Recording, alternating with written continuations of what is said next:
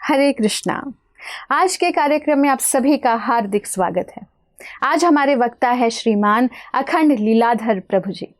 सन 2012 में प्रभु जी अंतर्राष्ट्रीय कृष्ण भावनामृत संघ इस्कॉन जुहू से जुड़े और सन 2013 में उन्होंने इस्कॉन के संस्थापक आचार्य अभय चरणारविंद भक्ति वेदांत स्वामी प्रभुपाद के प्रिय शिष्य परम पूज्य गोपाल कृष्ण गोस्वामी महाराज से दीक्षा प्राप्त की।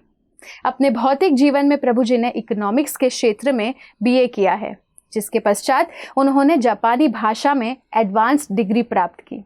इसके साथ साथ उन्होंने वास्तुशास्त्र में विशारद भी किया है। आध्यात्मिक अध्ययन में प्रभु जी ने भक्ति शास्त्री किया है। प्रभु जी मंदिर में ग्रंथ वितरण, अर्च विग्रह पूजन तथा प्रचार प्रसार की सेवा प्रदान कर रहे हैं।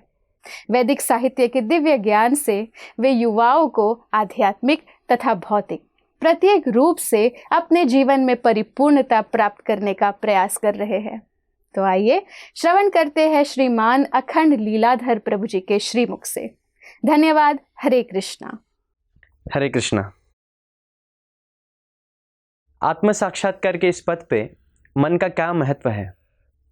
मन हमारा शत्रु के रूप में कार्य करता है या मन मित्र के भांति हमारी मदद करता है? देखा जाएगा तो हमारा शरीर ये पंच तत्व से बना हुआ है। भूमि रपो नल वायु खम मनो बुद्धि रेवच अहंकारम इत्यम में भिन्न प्रकृति रष्टदा। भगवान कहते हैं ये पंच तत्व, ये पांच तत्व जो है धरती अग्नि जल वायु आकाश, इसके अलावा मन बुद्धि अहंकार, ये सूक्ष्म तत्व है। तो एक होता है स्थूल शरीर। स्थूल शरीर बना होता है धरती अग्नि जल वायु आकाश द्वारा, और उसके अंदर है सूक्ष्म शरीर, और सूक्ष्म शरीर बना होता है मन बुद्धि और अहंकार। तो मन, ये मन के कारण ही व्यक्ति को अलग अलग योनि में जन्म लेना पड़ता है। चाणक्य पंडित जी कहते हैं, मन एव ही मनुष्याणाम कारणम बंधनम मोक्षये। मन ही कारण है हमारे मोक्ष का भी और बंधन का भी।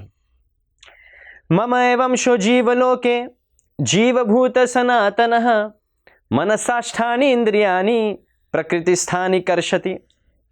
भगवान भगवत गीता में कहते हैं कि हे अर्जुन, मम एवं शो जीवलोके जीवभूत सनातनः, सभी जीव जितने भी योनि में भटक रहे हैं वो क्या है? वो मेरे ही अंश हैं, वो मेरे ही सनातन अंश हैं। ममय वंशो ही जीवलोके जीवभूत सनातन मनसाष्ठानि इंद्रियाणि। और ये अपनी इंद्रियों के कारण फंसे हुए हैं, इंद्रिय तृप्ति में लगे हुए हैं, इसलिए इस संसार में फंस गए हैं। और सबसे महत्वपूर्ण जो कारण है इसके पीछे फंसने का, वह है मन। मनसाष्ठानि इंद्रियाणि प्रकृति स्थानी कर्षति। और इस मन के कारण हर व्यक्ति इस संसार में संघर्ष कर रहा है। तो भगवान भगवत गीता में बताते हैं कि क्या मार्ग है, मन को कैसे काबू में करना है और मन को कैसे मित्र बनाना है। अगर मन को हम मित्र नहीं बनाएंगे, अगर उसे शत्रु की भांति इसे हम डील करेंगे तो क्या होगा? हमारे आत्म साक्षात्कार के पद पे बाधा हो जाएगी। बंधुरात्मात्मनस्तस्य येनात्मयात्मनः जितः अनात्मनस्तु शत्रुत्वे वर्तेतात्मैव शत्रुवत्। जिसका मन अपने काबू में है वह मन क्या हो गया? मित्र है। और मन अगर काबू में नहीं है तो मन क्या हो गया? शत्रु है। आत्मैव रिपुरात्मनः। अगर मन जो है, अगर हम अपने काबू में नहीं रखते, वह क्या बनता है? शत्रु बन जाता है, हमारे बंधन का कारण बन जाता है। उद्धेरात्मात्मनात्मानं नात्मानं अवसादयेत्। आत्मैव हे आत्मनो बंधुरात्मैव रिपुरात्मनः। अगर मन हम अपने काबू में रखते हैं तो मन क्या करता है? हमका उद्धार करने में हमें मदद करता है। इस संसार रूपी सागर से उद्धार करने में मन हमारी मदद करता है, पर अगर मन हमारे काबू में नहीं है तो हमें बंधन में डाल देता है। तो भगवान कृष्ण अर्जुन को ये आदेश देते हैं, निर्देश देते हैं कि मन को पहले हमें काबू करना आवश्यक है। पर अर्जुन कहते हैं कि चंचल ही मन कृष्ण प्रमाथि बलवद दृढ़, चंचल ही मन कृष्ण प्रमाथि बलवद दृढ़, तस्याहम निग्रह मन्ये वायुरिव दुष्करम। वायु को काबू करना एक बार मैं सोच सकता हूं, पर मन को असंभव है। मन को काबू करना कदापि ही संभव नहीं है। चंचल ही मन कृष्ण, चंचल तो है मन, पर साथ में क्या है, बलवान है। क्योंकि भगवान कृष्ण खुद भगवत गीता में कहते हैं इंद्रियानाम मनश्चाहम, इंद्रियों में मन हूं। तो जितनी भगवान की शक्ति है उतनी शक्ति मन में भी है, तो कैसा इस पर काबू किया जाए। तो अर्जुन कहते हैं चंचल ही मन कृष्ण प्रमाथि बलवद दृढ़। अब बलवान है, बलवान तो है, साथ में क्या है, दृढ़ है, वो अड़ा रहता है जिद पे। तस्याहम निग्रह मन्ये वायुरिव दुष्करम, वायु को काबू करना जितना मुश्किल है उससे कई गुना ज्यादा मुश्किल है मन को काबू करना। तो भगवान कृष्ण इस बात पर सहमत भी होते हैं, पर वह कहते हैं असंशयम महाबाहो, इसमें कोई संदेह नहीं कि मन बहुत ही शक्तिशाली है और इसको काबू करना संभव नहीं है सामान्य व्यक्ति को। पर असंशयम महाबाहो मनो दुर्निग्रहम चलम अभ्यासेन तु कौन्तेय वैराग्येन च गृह्यते। अभ्यास मात्र से, प्रैक्टिस से हम हर चीज कर सकते हैं। अगर कोई अभ्यास करता है मन को काबू करने का तो वह संभव हो सकता है उसे। यतो यतो निश्चलति मनश्चंचलम अस्थिरम ततस्ततो नियमयितात आत्मन्नैव वशम नयेत्। भगवान कहते हैं कि जैसे ही मन भागता है इंद्रियों तृप्ति के लिए, इंद्रिय विषयों के लिए, जब मन भागता है, जब जब आपको पता लगता है कि मन भाग रहा है, उसे फिर से जो नित्य वस्तु है, नित्य विषय है, भगवान है, भगवत तत्व पे उसमें फिर से उसको लाना पड़ेगा। जैसे भाग रहा है उसे फिर से लेके आइए, जितनी बार भाग रहा है फिर से हमें प्रयास करना चाहिए। यतो यतो निश्चलति मनश्चंचलम अस्थिरम ततोस्ततो नियमयितात, उसको बंधन में डाल के उसको फिर से मन को हम जो आध्यात्मिक विषय वस्तु है उसमें लाना चाहिए। तो असंशय महाभाव, इसमें कोई संदेह नहीं कि मन बहुत ही शक्तिशाली है, पर उसे काबू कोई नहीं कर सकता, ऐसा नहीं है। मनो दुर्निग्रह चलम अभ्यासेन तु कौन्तेय, तो अभ्यास से व्यक्ति काबू कर सकता है। क्या वह स्वतः काबू कर सकता है? नहीं, स्वतः जीव के पास इतनी शक्ति नहीं है कि वो अपने आप मन को काबू कर सके। उसे कोई आध्यात्मिक विषय वस्तु चाहिए जिसके मदद से वह मन को काबू कर सकता है। मनत्रायति इति मंत्र, मंत्र ही मन को काबू कर सकता है। इति षोडशकम नामम कलिकल्मषनाशनम नातरः परतर उपाय सर्ववेदेषु दृश्यते। इस कलयुग में बहुत सारे कल्मश हैं, पर सभी कल्मश को मिटाने वाला सिर्फ एक ही मंत्र है, वह 16 अक्षरी मंत्र हरे कृष्ण कृष्ण कृष्ण हरे हरे, हरे राम राम राम हरे हरे। इति षोडशकम नामम, ये 16 अक्षरी नाम। तो मन जो संस्कृत शब्द मंत्र का अर्थ है, मनत्रा इति मंत्र, जो मन को तारने वाला, जो मन को काबू करने वाला अगर कोई वस्तु है वो है मंत्र। तो मंत्र के द्वारा हम इस मन को काबू कर सकते हैं। तो स्वतः अगर हम काबू करना चाहेंगे मन को अपने प्रयास से, तो शायद हम सफल ना हो। पर अगर हम ऐसे व्यक्ति की सहायता ले जो कि इंद्रजीत है, जिसमें मन पे काबू कर लिया है, इंद्रियों पे जीत चुके हैं, ऐसे गोस्वामी जो गुरु होते हैं, उनके शरण में अगर हम अभ्यास करेंगे, अभ्यासेन कौन्तेय वैराग्येन च गृह्यते, और भौतिक चीज़ों से हम अनासक्त हो जाएंगे जब, तभी हम मन को काबू कर सकते हैं। हम में जो इच्छा है कि मन को काबू करना है, पर साथ साथ हम क्या करते हैं, इंद्रिय विषय वस्तु के पीछे अगर भागते रहेंगे तो मन को हम कभी भी काबू नहीं कर पाएंगे। मन एव ही मनुष्याणाम कारणम बंधन मोक्ष में, सदैव ये स्मरण होना चाहिए कि मन ही कारण है हमारे मोक्ष का और बंधन का भी। उदाहरण आता है सौभरी ऋषि। सौभरी ऋषि मुनि जो है वो बहुत बड़े तपस्वी है, हजारों साल पानी में तपस्या कर रहे हैं। देखिए, स्थल में तपस्या करना उनको क्या लग रहा है, डिस्टर्बेंस लग रहा है कि कोई आके हमको डिस्टर्ब कर देगा, इसलिए वो क्या कर रहे हैं, पानी के अंदर, जल के अंदर, कि वहाँ कोई अप्सरा शायद नहीं आएंगे, हमको डिस्टर्ब करने के लिए। तो जल के अंदर तपस्या कर रहे हैं कई हजारों साल, क्योंकि सूक्ष्म रूप में हमारे हृदय में काम बसा हुआ है, इसकी वजह से वह कभी भी बाहर निकल सकता है। तो जल में तपस्या तो कर रहे हैं, कोई मनुष्य तो उनको डिस्टर्ब नहीं कर रहा है, पर जब वह दो मछलियों को संभोग करते हुए देखते हैं तो उनका मन क्या हो जाता है, विचलित हो जाता है और तुरंत वह जल से बाहर निकल आ जाते हैं। वो कहते हैं मैं इतने साल तपस्या किया, वो आनंद कहाँ है, कुछ आनंद तो मिल नहीं रहा है, शुष्क तपस्या करते जा रहा था, तो मुझे अभी आनंद चाहिए, मुझे भोग विलास चाहिए। तो वह क्या करते हैं, एक राजा के दरबार में चले जाते हैं और राजा का नाम है मानदत्ता। तो मानदत्ता राजा के पास जब चले जाते हैं, उनके तो सैकड़ों पुत्रियां हैं, कम से कम 50 पुत्री उनके पास होते हैं और सभी प्रतिभाशाली होते हैं और सभी सुंदर होते हैं। तो वह कहते हैं कि मुझे विवाह करना है, तो आप मुझे आपकी जो पुत्री है एक कन्या दीजिए। तो मानदत्ता राजा कहते हैं अगर ये तो तपस्वी है, ये तो बूढ़ा है, वयस्कर हो चुका है, तो मैं अपनी जो तरुण जो पुत्री है वो उसे कैसे दे दूँ। पर अगर मैं उसे मना करूँगा तो वो श्राप दे देंगे, क्योंकि तपस्वी है, बहुत बल है उनमें। तो इसलिए वो कुछ नहीं कहते, वो कहते हैं आपको जो इच्छा वो आप करिए, आप कोई भी कन्या के पास चले जाइए, अगर वह स्वीकार करते आपको वर के रूप में तो मुझे क्या आपत्ति है।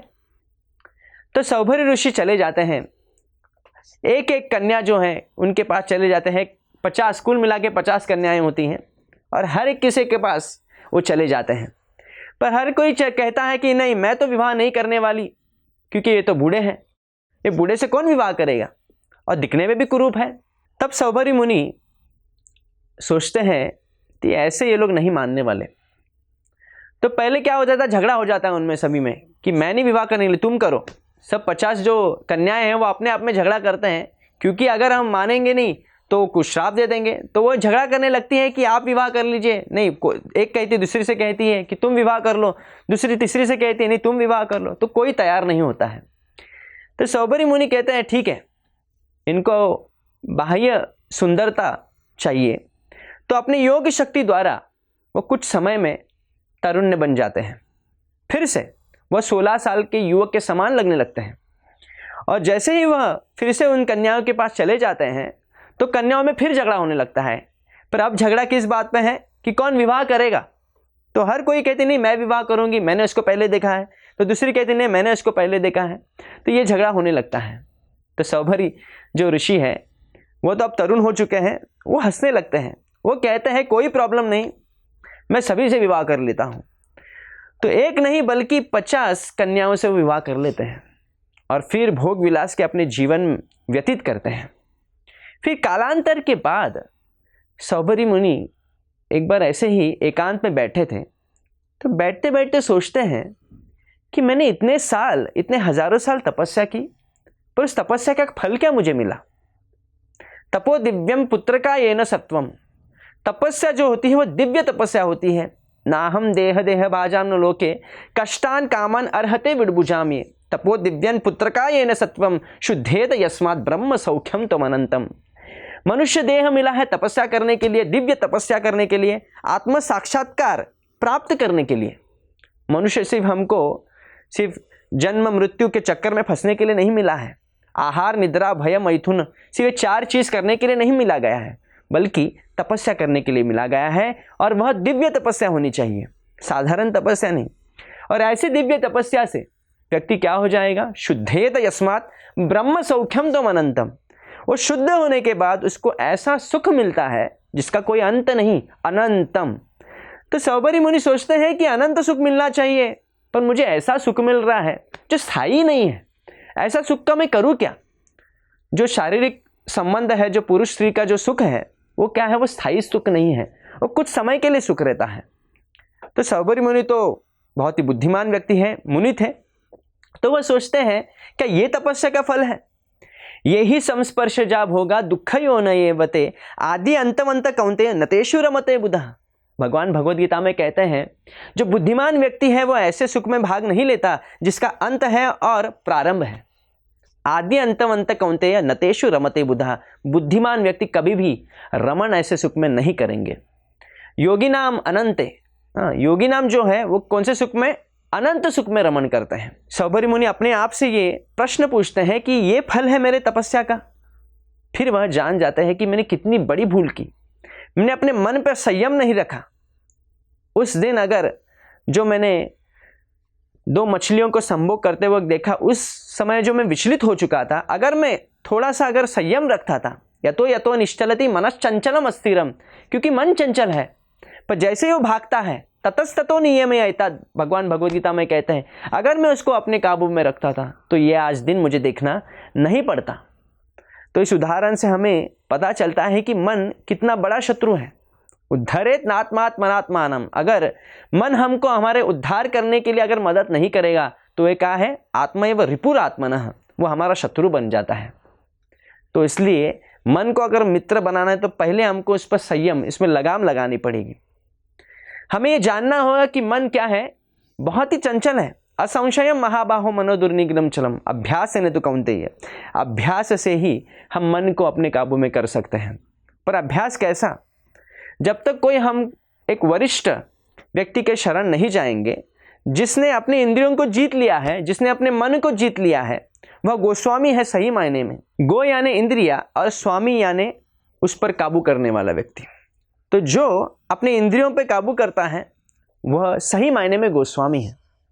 और इस गोस्वामी जो गुरु होता है, उनके शरण में अगर कोई अभ्यास करता है तो मन पे वह काबू कर सकता है। तो सर्वप्रथम हम देखना चाहिए कि मन कैसे अलग अलग पैंतर का इस्तेमाल करते हुए हमें फंसाता है। अगर देखा जाएगा तो मन सदैव छोटे छोटे जो हमारे जीवन के जो प्रॉब्लम्स होते हैं उस पर ही ज़्यादा ध्यान केंद्रित कर देता है, और जो बड़े से बड़ा प्रॉब्लम है उसको क्या है, नज़रअंदाज कर लेता है। तो इस जीवन का सबसे बड़ा प्रॉब्लम क्या है? जन्म मृत्यु जरा व्याधि। इस संसार में जन्म लेना, मृत्यु को पाना, जरा यानी बुढ़ापा आना, और व्याधि रोग होना, ये सबसे जीवन के क्या है, सबसे बड़े प्रॉब्लम है, कष्ट है, क्लेश है। हम इससे उभरने का कभी सोचते ही नहीं, और मन हमें कभी भी ये सोचने पे मजबूर नहीं करता है। मन क्या करता है, जो हमारी दिनचर्या में जो प्रॉब्लम्स आते हैं उस पर ही केंद्रित करता है, उस पर ही फोकस कर देता है, तो बड़े प्रॉब्लम्स को वो भूल जाता है। और मन जो सदैव क्या करता है, ज़्यादा से ज़्यादा समय भूतकाल में रहता है या भविष्य काल में रमण करना पसंद करता है, और वर्तमान को भूल ही जाता है। कई बार हम देखते हैं जो युवक और युवती होते हैं वो हमेशा सोचते रहते हैं, मग्न रहते हैं। जिस प्रकार साइंटिस्ट सोचता है कि कैसे मैं इनोवेशन लाऊं, कैसे मैं कोई नया आविष्कार लाऊं, उसी प्रकार वह भी सोचते हैं, पर वो कोई आविष्कार लाने के लिए सोचते नहीं, वो भूतकाल में सोचते रहते हैं या भविष्य काल में क्या होगा, कैसे होगा, इसके बारे में सोचते रहते हैं। तो ये मन का काम है। मन सदैव हमको फंसाता है, हमें वर्तमान को भुला देना चाहता है। और अगर कोई चीज़ करते भी है, अगर हम कोई अच्छे मार्ग में, अच्छे पथ पे हम जाना भी चाहते हैं, मन सदैव बाधा डाल देता है, उसमें त्रुटियां दिखा देता है। अगर हम एक चीज़ को अगर स्वीकार कर लेते हैं तो हम दूसरी चीज़ के बारे में हमको अच्छे गुण दिखाता है, अगर वह दूसरी चीज़ को अगर पकड़ेंगे तो पहले चीज़ के बारे में अच्छे गुण दिखाता है। ये मन का काम है। जैसे कोई मान लीजिए कोई एक भक्त है, अगर वो कोई जप कर रहा है और जप करते करते उसे क्या लगता है, नहीं सेवा करना चाहिए, मेरी ये सेवा बाकी है, मेरी वो सेवा बाकी है, पर जब वो सेवा कर लेता है तभी वो क्या उसके मन में आता है कि जप करना चाहिए, अच्छे से जप नहीं करेंगे सेवा कैसे, सेवा भाव कैसे आएगा। तो ये मन का ये काम ही है। तो कैसे हमको करना है, कैसे इस पर काबू करना है? सर्वप्रथम हमको मन को समय ही नहीं देना चाहिए। हम अपने आप को इतना व्यस्त करना चाहिए हमारे कार्य में, जो भगवत भक्ति में हमको इतना अपने आप को व्यस्त बनाना चाहिए भगवान की सेवा में, कि मन को हम अवसर ही प्रदान न करें। हमें मन की कभी भी बात नहीं सुननी चाहिए। अगर हम दुविधा में हैं कि क्या मैं कर रहा हूँ, ये सही कर रहा हूँ या गलत कर रहा हूँ, क्या ये मन मुझे करने के लिए मजबूर कर रहा है, तो हम कैसे पता कर सकते हैं? तो हमको गुरु का मदद लेना होगा। गुरु के अधीन में गुरु से प्रश्न पूछना होगा कि क्या मैं सही कर रहा हूँ, मार्गदर्शन लेना होगा। जैसे कोई व्यक्ति है, अगर कोई स्पोर्ट्स पर्सन है तो वह कुछ तकनीक सुधारना चाहते हैं अपने खेल में, मान लीजिए कोई क्रिकेटर है, कुछ टेक्निक को सुधारना चाहता है, तो अपने वो कोच से परामर्श लेते हैं, उनके मार्गदर्शन के अनुसार वह कार्य करता है। उसी प्रकार अगर आध्यात्मिक जीवन में हमको सफल बनना है, हमको आत्म साक्षात्कार के पथ में अडिग रहना है, हमको ये पूरी तरह साक्षात्कार या अनुभूति लानी है कि हम आत्मा है, हम शरीर नहीं है, तो हमको सर्वप्रथम इस मन पे काबू करना बहुत आवश्यक है। और मन पे काबू करने के लिए अभ्यासेन तु कौन्तेय वैराग्येन च गृह्यते, अपने आप को विषय वस्तु से जितना दूर हो सके उतना रखना है और गुरु के अधीन में अभ्यास करना चाहिए मन को काबू करने के लिए। हरे कृष्णा।